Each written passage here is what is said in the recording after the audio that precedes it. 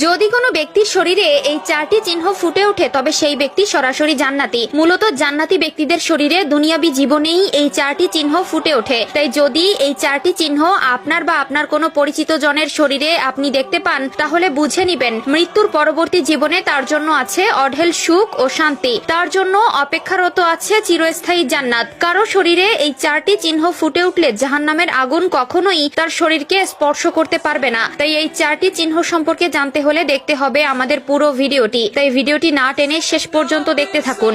এবং আপনি যদি হযরত মুহাম্মদ সাল্লাল্লাহু আলাইহি ওয়াসাল্লামের উম্মত হতে পেরে নিজেকে ভাগ্যবান মনে করেন অবশ্যই আলহামদুলিল্লাহ কমেন্ট করবেন।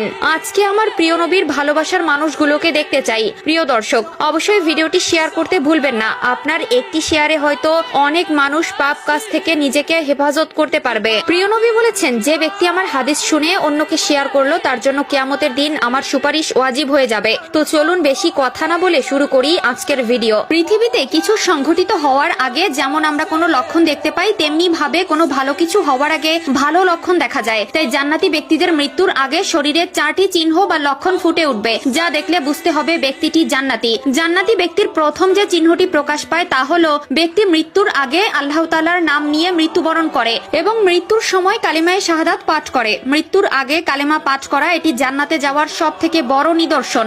মানুষ মরণশীল, যার জীবন আছে তাকে মরতে হবে। আল্লাহ তাআলা বলেন, প্রত্যেক প্রাণীকেই মৃত্যুর স্বাদ গ্রহণ করতে হবে। যে ব্যক্তি মৃত্যুর সময় কালিমা পড়ে ইন্তেকাল করবে তার জন্য জান্নাত সুনিশ্চিত। এ কারণে রাসূলুল্লাহ সাল্লাল্লাহু আলাইহি ওয়াসাল্লাম মৃত্যু পথযাত্রীকে তাওহীদের কালিমা তালকিন দেওয়ার জন্য বলেছেন। হযরত আবু হুরায়রা রাদিয়াল্লাহু তাআলা আনহু হতে বর্ণিত, তিনি বলেন, রাসূলুল্লাহ সাল্লাল্লাহু আলাইহি ওয়াসাল্লাম বলেছেন, তোমরা তোমাদের মৃত্যু পথযাত্রীকে লা ইলাহা ইল্লাল্লাহ তালকিন করাও, কেননা যে ব্যক্তির মৃত্যুর সময় শেষ কথা হবে লা ইলাহা ইল্লাল্লাহ সে জান্নাতে প্রবেশ করবে। দ্বিতীয় যে চিহ্নটি প্রকাশ পায় সেটি হলো মৃত্যুর আগে মুখে হাসি থাকা। জান্নাতি ব্যক্তির মৃত্যু সহজ, যার ফলে মৃত্যুর আগে জান্নাতি ব্যক্তির মুখমণ্ডলে প্রশান্তি ও উজ্জ্বলতা দেখা যায়। এটি তার আল্লাহর সন্তুষ্টি অর্জনের প্রতীক। আল্লাহ তাআলা কোরআনের মধ্যে বলেছেন, যারা ঈমান এনেছে এবং সৎ কাজ করেছে তাদের জন্য রয়েছে জান্নাতের সুসংবাদ। তৃতীয় যে চিহ্নটি দেখা যায় সেটি হলো জান্নাতি ব্যক্তির মৃত্যুর আগে দুনিয়ার সম্পদ ও পরিবার পরিজনের প্রতি অতিরিক্ত অনাসক্ত হয়ে পড়ে। সে বুঝতে পারে যে এই জগৎ ক্ষণস্থায়ী এবং আসল জীবন আখিরাতে।